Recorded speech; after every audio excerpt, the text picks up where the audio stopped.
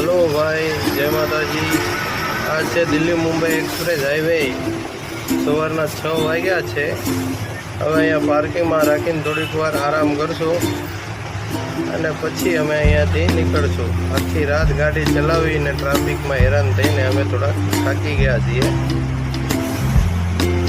અને બે ગાડી અમે સાથે છીએ, 9361 અને 3305।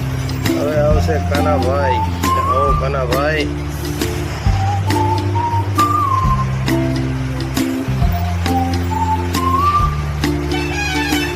આ છે એક્સપ્રેસ હાઈવેનું આલિશાન પાર્કિંગ। જોરદાર પાર્કિંગ છે ભાઈઓ।